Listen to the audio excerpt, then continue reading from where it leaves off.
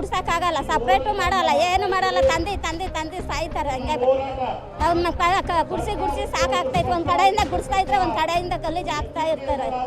ಅದು ನಾವು ಗುಡಿಸಿ ಸಾಯ್ಬೇಕು. ಏನೇನು ಸಪ್ರೇಟ್ ಮಾಡ್ರಿ ಅಂದರೆ ಕುಡಿಯೋಕೆ ನೀರು ಕೇಳಿದ್ರೆ ಬಾತ್ರೂಮ್ ಡಬ್ಬದಲ್ಲಿ ಎತ್ಕೊಂಬಂದು ಕೊಡ್ತಾರೆ. ಬಾತ್ರೂಮ್ ಡಬ್ಬದಲ್ಲಿ ನೀರು ಎತ್ಕೊಂಬಂದು ಕೊಡ್ತಾರೆ. ನಾವೇನೇನು ಕಾಫಿ ಕೈನ 1 ರೂಪಾಯಿ 2 ರೂಪಾಯಿ ಕೇಳಕ್ಕೆ ಹೋದ್ರೆ ಗೌರ್ಮೆಂಟ್ ಸಂಬಳ ಕೊಡಲ್ಲ, ಗೌರ್ಮೆಂಟಾಗಿ ಕೊಡ್ತಾರೆ, ಹೋಗ್ರಿ ಅಂತಾರೆ. ಆಗ 20,000 30,000 ಸಂಬಳ ತೆಗಿತೀರಾ, ಹೋಗ್ರಿ. 12,000 ಸಾಕಾದ್ರೆ 12,000 ರೂಪಾಯಿ ಸಂಬಳ. ಅದು ರಜೆಗಳು ಹಾಕಿದ್ರೆ ರಾಜ್ಯಗಳು ಎಲ್ಲ ಕಟ್ಟು, ಒಂದಿನ ರಜೆ ಹಾಕಿದ್ರೆ 2 ದಿನ ಸಂಬಳ ಕಟ್ಟು. ನಾವು ಸ್ವಲ್ಪ ಏನಾದರೂ ಲೇಟ್ ಆಗೋಗ್ಬಿಟ್ರೆ 6:45 ಆಗೋಗ್ಬಿಟ್ರೆ ನಮ್ಮ ಪಂಚಿಂಗ್ ಆಫ್ ಆಗುತ್ತೆ. ಆಫ್ ಆಗಿದ್ರೇನು ಸಂಬಳ ಕಟ್ಟೆ 14,000 ರೂಪಾಯಿ ಸಂಬಳ ಅಂತಾರೆ. ನಮ್ಮ ಕೈಗೆ ಬರಲ್ಲ, ಬರೋದೇ ನಮ್ಗೆ 12-13 ಬರೋದು. ಮನೇಲಿ ಸ್ವಲ್ಪ ನೀರು ಕೇಳಿದ್ರೆ ಏನಾದರೂ ಕೂಡ್ಸೋವಾಗ ನೀರು ಕೇಳಿದ್ರೆ ಬಾತ್ರೂಮ್ ಡಬ್ಬ ತಕೊಂಬಂದು ನೀರು ಕೊಡ್ತಾರೆ. ಕುಡೀರಿ, ಇಷ್ಟ ಇದೇನಲ್ಲ ಕೊಡೋದು, ನಿಮ್ಗೆ ನೀವು ಯಾರು ಗೇಟ್ ಮುಟ್ಟಬೇಡ್ರಿ ಅಂತಾರೆ. ಕೊರೋನಾ ಟೈಮ್ದಲ್ಲಿ ಅಷ್ಟೊಂದು ಕೆಲಸ ಮಾಡಿದ್ರೆ ನಮ್ಗೆ ಯಾರು ಏನು ಕೊಟ್ಟಿಲ್ಲ. ಕೊಡ್ತಾರೆ, ತಿಂಗಳು ಕೊಡ್ತಾರೆ, 12 ಕೊಡೋದು. ಅದು ಯಾರೋ ಸತ್ತೋಗಿತ್ತು ಪುಣ್ಯಾತ್ಮ, ಆವಾಗಿಂದ ಕರೆಕ್ಟಾಗಿ ಬರ್ತೈತೆ ಸಂಬಳ.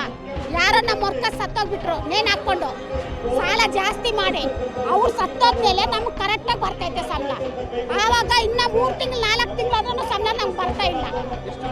12 ನಮ್ಗೆ ಬರೋದೇ 12 ಸಂಬಳ. ಆ ತಮ್ಮಿಂಗ್ ಬಂದಾಗಿಂದನೂ ಬರೋದೇ ನಮಗೆ 9-10 ಹಂಗೆ ಬರುತ್ತೆ. ಕರೆಕ್ಟಾಗಿ ಹಾಕ್ಬೇಕು, 6:15 ಕರೆಕ್ಟಾಗಿರ್ಬೇಕು, 11 ಗಂಟೆ ಕರೆಕ್ಟಾಗಿರ್ಬೇಕು, 2 ಗಂಟೆ ಕರೆಕ್ಟಾಗಿರ್ಬೇಕು. ಇಲ್ಲ ಸಂಬಳ ಕಟ್ಟು ಅದೇ ಮಾಡೋಕ್ಕೆ ಆಗಲ್ಲ. ಅದು ಕೊಡೋಕ್ಕೆ ಸಾಯ್ತವ್ರಲ್ಲ, ಅದೇ ಕೊಡಲ್ಲ. ಸಾಕಾಗಲ್ಲ, ಸಾಲ ನಮ್ಮ ಬಾಡಿಗೆನೇ ಸಾಕಾಗಲ್ಲ. ಬಾಡಿಗೆ, ಕರೆಂಟ್ ಬಿಲ್ಲು, ನೀರು ಬಿಲ್ಲು ಎಲ್ಲ ಕಟ್ಕೋಬೇಕು. ಅದರಲ್ಲೇ ನಾವು ಇನ್ನೇನು ಎಲ್ಲೂ ಕಸ ಎತ್ತಬೇಡ್ರಿ ಅಂತಾರೆ, ಎಲ್ಲೂ ತೊಲಿಯಕ್ಕೆ ಹೋಗ್ಬೇಡ್ರಿ ಅಂತಾರೆ. ಏನೂ ಇಲ್ಲ, ಏನು ಕೊಡಲ್ಲ ನಮಗೆ. ಸಂಬಳ ಒಂದು ಬಿಟ್ಟು ಏನು ನಮಗೆ ರೀ ಪರ್ಮೆಂಟ್ ಬೇಕು, ನಮಗೆ ಪರ್ಮೆಂಟ್ ಬೇಕು ಅಂತ ನಾವು ಹೋರಾಟ ಮಾಡ್ತಾ ಇದ್ದೀವಿ. ಕೊಡ್ಲಿಲ್ಲ ಅಂದ್ರೆ ನಾವು ಹಿಂಗೆ ಕಂಟಿನ್ಯೂ ಮಾಡ್ತೀವಿ, ಕೊಡೋವರೆಗೂ ನಾವು ಬಿಡಲ್ಲ. ಕೊಡ್ತಾರಲ್ವಾ, ಎಲ್ಲರಿಗೂ ರಜೆಗಳು ಕೊಡ್ತಾರೆ, ಅವ್ರಿಗೆಲ್ಲ ಸಂಬಳ ಕಟ್ಬಾರಲ್ಲ ಗೌರ್ಮೆಂಟ್ ಅಷ್ಟೇ. ನಮಗೆ ರಜೆ ಇಲ್ಲ, ಯಾವಾಗೂ ರಜೆ ಕೆಲಸ ಮಾಡಬೇಕು, ರಜೆ ಇಲ್ಲ. ನಮಗೆ ಭಾನುವಾರ ಆಪ್ಟೆ ಕೊಡ್ತಾರೆ, ಅದು ಕಟ್ ಮಾಡ್ತಾರೆ, ಬುಧವಾರ ಆಪ್ಟೆ ಕೊಡ್ತಾರೆ, ಕಟ್ ಮಾಡ್ತಾರೆ. ನಮಗೂ ರಜೆ ಅಂದರೆ ತಿಂಗಳಿಗೆ 7 ದಿನ ರಜೆ ಕೊಡಲಿ. ನಾವು ಕೆಲಸ ಮಾಡ್ತಿದ್ದಾನೆ, ಎಲ್ಲ ಕಷ್ಟಪಟ್ಟು ಕೆಲಸ ಮಾಡ್ತೀವಿ. 7 ದಿನ ರಜೆ ಕೊಡಿ, ತಿಂಗಳಿಗೆ 7 ದಿನ. ಹಿಂಗೆಲ್ಲ ಕೊಡಲಿಲ್ಲ ಅಂದರೆ ನಾವು ಹೆಂಗೆ ಮಾಡೋಕ್ಕಾಗುತ್ತೆ? ನಾವು ಮನೆ ಮಕ್ಕಳು ಎಲ್ಲ ಬಿಟ್ಬಿಟ್ಟು ಓಡ್ಬೋತೀವಿ. ಬೆಳಗ್ಗೆ ಬರ್ತೀವಿ, ತಿರ್ಗೋ ಮಧ್ಯಾಹ್ನ ಓಡೋತೀವಿ, ಎಲ್ಲ ಮಾಡ್ತೀವಿ, ಎಲ್ಲ ಅವರು ಕಸ ಬೆಳಿತೀವಿ, ರೊಚ್ಚು ಬೆಳಿತೀವಿ, ಎಲ್ಲ ಮಾಡ್ತೀವಲ್ವ. ನಮಗೂ 2 ದಿವಸ ರಜೆಗಳು ಕೊಡಲಿ, ತಿಂಗಳಿಗೆ 7 ದಿನ. ಸಂಬಳ ಕಟ್ ಮಾಡಬಾರ್ದು, ಸಂಬಳ ಕಟ್ ಮಾಡಿದ್ರೆ ರಜೆಗಳು ಕೊಡಲಿ. 18 ವರ್ಷದಿಂದ ನಾನು ಆಟೋ ಓಡಿಸ್ತಾ ಇದ್ದೀನಿ. ನನಗೆ ID ಕಾರ್ಡ್ ಇಲ್ಲ, PF ESI ನಂಬರ್ ಏನೂ ಇಲ್ಲ. ನಮಗೆ 3 ತಿಂಗಳು 4 ತಿಂಗಳಿಗೆ ಒಂದ್ಸರಿ ಪೇಮೆಂಟ್ ಹಾಕ್ತಾರೆ. ಇನ್ನೂ ಇದು 4 ತಿಂಗಳು ರನ್ನಿಂಗಲ್ಲಿ ಇದೆ. ನಾವು ಹೆಂಗೆ ಜೀವನ ಮಾಡಬೇಕು? ನಾವೇನು ಇದು ಮಾಡಬೇಕು? ಬಾಡಿಗೆ ಕಟ್ಟಬೇಕು, ಮನೆಗೆ ಬಾಡಿಗೆ ಕಟ್ಟಬೇಕು, ಮಕ್ಕಳು ನೋಡಬೇಕು, ಎಲ್ಲ ನೋಡಬೇಕು. ನಾವು ಕೇಳಿದ್ರೆ ಈಗ ಹಾಕ್ತೀನಿ ಅಂತ ಇನ್ನೂ ಆಗ್ತಾ ಇಲ್ಲ. ಏನು ಮಾಡೋದು? ನಮಗೆ ಗೊತ್ತೇ, ನಮ್ಮ ಕಾಂಟ್ರಾಕ್ಟ್ ಅವರೇ ಜವಾಬ್ದಾರಿ. ನಾನು 114 ಕೆಲಸ ಮಾಡ್ತಾ ಇದ್ದೀನಿ. PF ಇಲ್ಲ, ESI ನಂಬರ್ ಇಲ್ಲ, PF ಇಲ್ಲ, ಏನಿಲ್ಲ, ID ಕಾರ್ಡು ಕೊಡ್ತಾ ಇಲ್ಲ. ನಿನ್ನೆ ಒಂದಿನ ನಾನು ಇಲ್ಲಿ ಮೀಟಿಂಗ್ ಬಂದಿದ್ದಕ್ಕೆ ನನ್ನ ಕೆಲಸ ಬಿಟ್ಟು ಎತ್ತೀನಿ ಅಂತ ಹೇಳ್ತಾ ಇದ್ದಾರೆ ಕಾಂಟ್ರಾಕ್ಟ್ ಅವರು. ಹಾಂ, ಇವತ್ತು ಬೆಳಗ್ಗೆ ಫೋನ್ ಮಾಡಿ ಹೇಳ್ತಾ ಇದ್ದಾರೆ ಕೆಲಸ ತೆಗೆದಾಕ್ತೀವಿ, ನೀನೇನು ಹೋಗಿದೆ ಅಂತ ನನ್ನ ಕೆಲಸಕ್ಕೆ ತೆಗೆದಾಕ್ತೀನಿ ಅಂತ ಹೇಳ್ತಾ ಇದ್ದಾರೆ. ಏನು ಮಾಡೋದಂದ್ರೆ ನನಗೆ ಗೊತ್ತಾಗ್ತಾ ಇಲ್ಲ. ಈಗ ನೀವು ಇದು ಧರಣಿ ಕಂಟಿನ್ಯೂ ಮಾಡ್ತೀವಿ.